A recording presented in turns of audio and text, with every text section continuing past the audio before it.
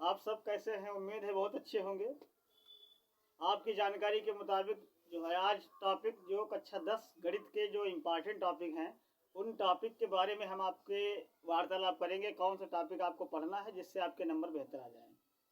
और अब समय आपका बिल्कुल नहीं बचा है जो आप विधिवत क्वेश्चन लगाने का शुरुआत करेंगे। अब वो टॉपिक केवल आपको पढ़ना है जिनसे आपके बोर्ड में 95, 96, 97 ऐसे मार्क आ जाए। हम प्रयास हमारा जारी रहता है और हम एक अच्छे स्टूडेंट बनाने का प्रयास भी करते हैं आपको।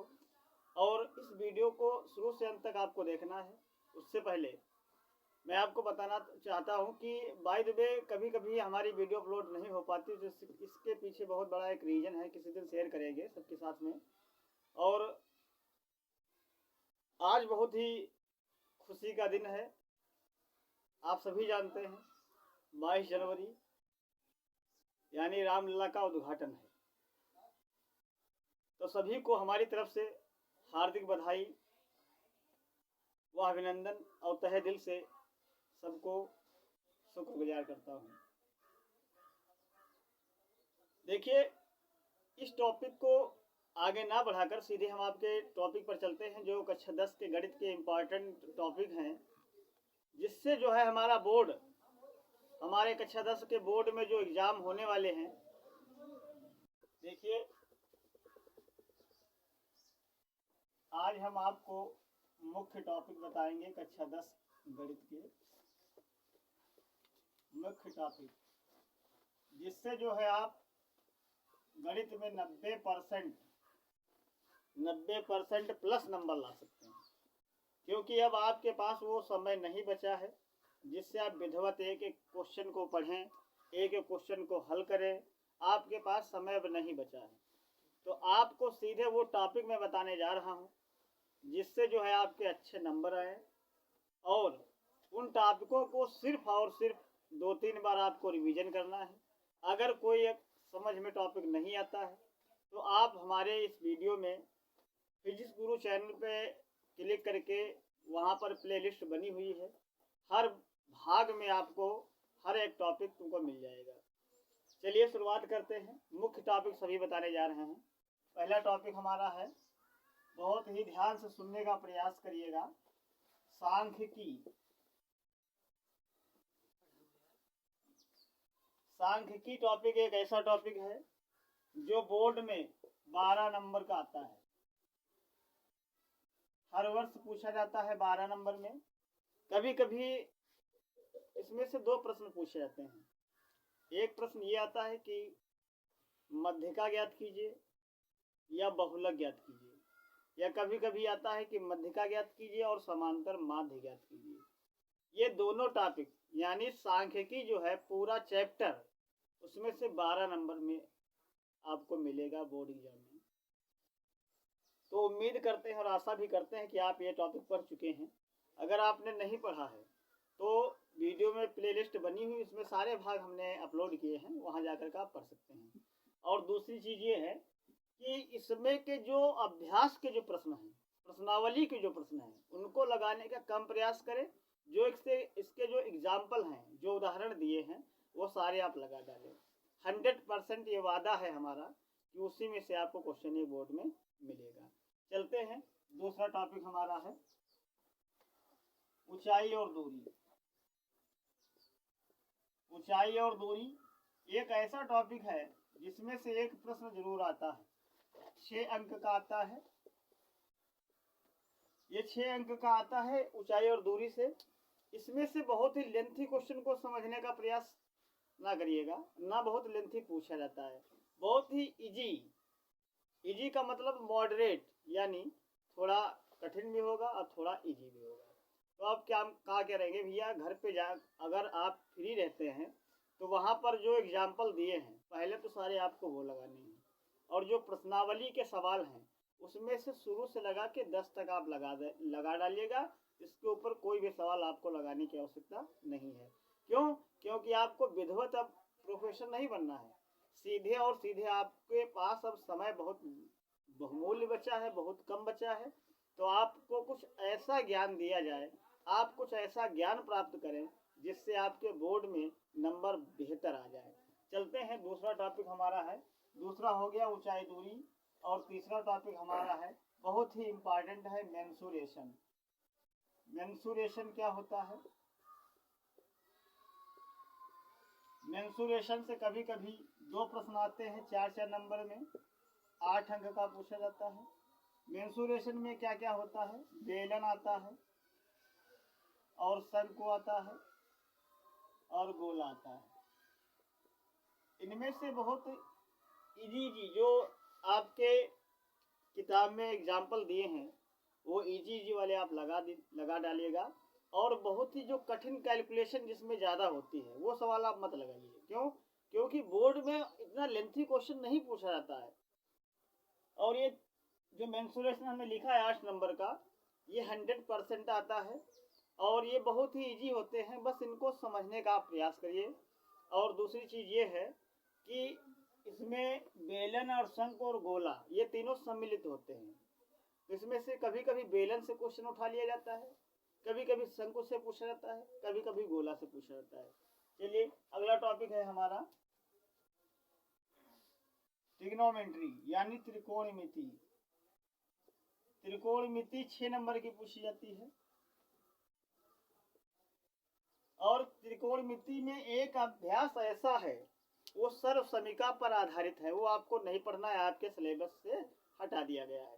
तो जो बच्चे इस वीडियो को देख रहे हैं ये वीडियो आप सेव कर लेना बाद में, क्योंकि यही टॉपिक आप हमेशा पढ़िएगा। जितने दिन आपके बचे हुए हैं, 1 महीना जो बचा हुआ है, जो 29 दिन बचे हुए हैं, तो आप बस यही काम करेंगे, यही टॉपिक आप बार बार रिपीट करेंगे। इससे क्या होता है, हमारे सवाल लगाने की स्पीड जो है बढ़ जाती है, और हमारी मेमोरी एब्जॉर्ब जल्दी कर लेती है। यानी उस सवालों को जब हम बार बार कॉपी करते हैं या बार बार उसको लगाने का प्रयास करते हैं, तो क्या होता है, एक आदत सी बन जाती है हमारी, और बोर्ड एग्जाम में जैसे प्रश्न को हम देखते हैं तो समय ज़्यादा ना लगाकर वो जल्दी से हमारा आंसर आ जाता है। चलिए इसके बाद ये त्रिकोणमिति जो है, ट्रिग्नोमेट्री जिसे कहते हैं, 6 नंबर में पूछा जाता है। फिर इसके बाद है हमारा कि इसके बाद जो टॉपिक हमारा है, अगला टॉपिक जो भी होगा रचनाएं। रचनाओं में प्रमेय संख्या 1, प्रमेय 1 और 2 और 4, बस 3 लगाना है। इसके बाद इसी में 2 ट्रायंगल पूछे जाते हैं, अंतःवृत्त एक बाह्यवृत्त पूछा जाता है। इसमें 2 क्वेश्चन इस तरह के आते हैं कि अंतःवृत्त की रचना कीजिए या फिर बाह्यवृत्त की रचना कीजिए। बाह्यवृत्त की रचना कीजिए। बाह्यवृत्त कैसे बनता है, अंतःवृत्त कैसा बनता है, ये सारी जानकारी हमने अपने वीडियो में अपलोड की है।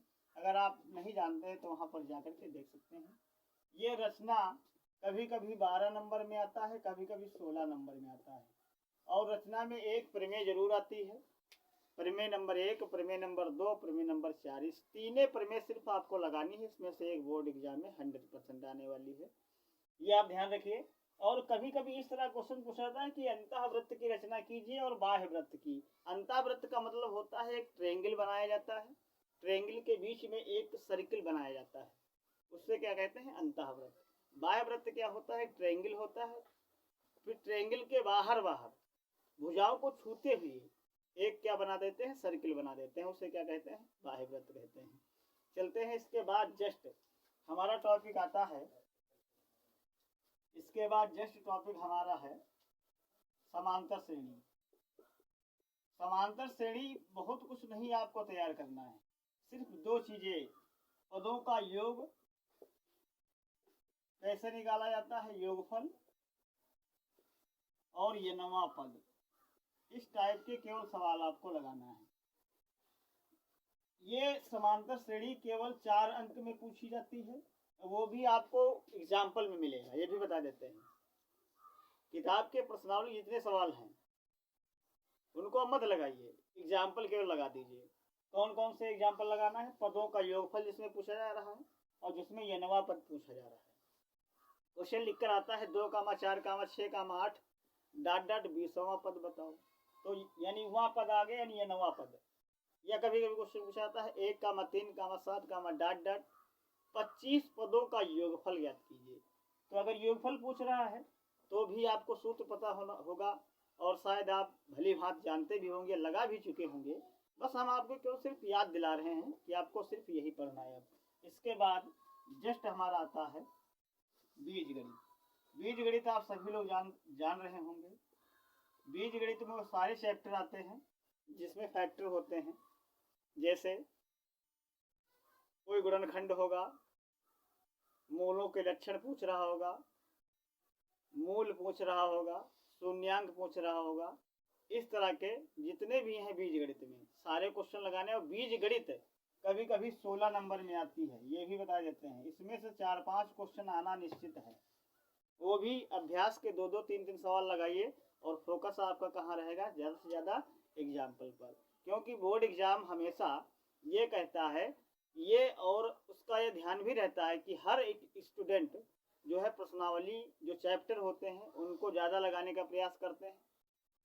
बोर्ड एग्जाम्पल क्यों देता है, उसके पीछे का रीजन यही है। यदि आपने प्रैक्टिस अच्छे से की है तो आपको पता होगा कि सवाल कैसे लगाया जाता है। कुछ बच्चे ऐसे होते हैं, कुछ स्टूडेंट ऐसे होते हैं जो केवल सवालों को बार बार लगा के उलट लेते हैं।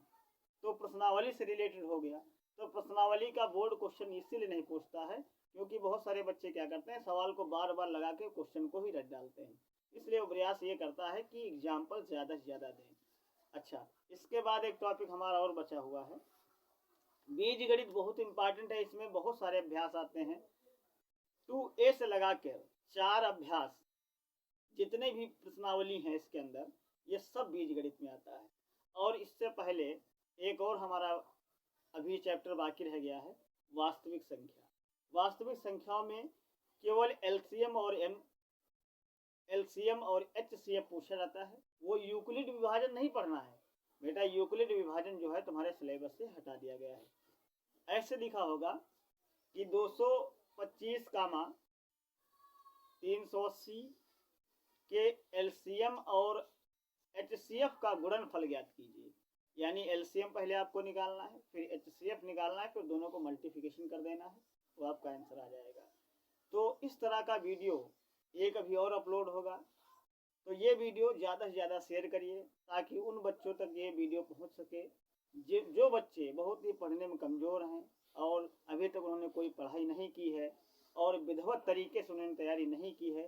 तो ये वीडियो उनके तक ज़रूर पहुँचाइए। और अगर वीडियो पर नए हैं तो चैनल को सब्सक्राइब कर लीजिए और बेल आइकन दबा दीजिए और एक प्यारा सा कमेंट करिए। और ये वीडियो ज़्यादा से ज़्यादा लोगों तक शेयर करिए ताकि सभी आपके जितने भी फ्रेंड हैं, जितने भी आपके रिलेशन वाले हैं, सभी इस वीडियो का फ़ायदा उठा सके। मिलते हैं अगले वीडियो में।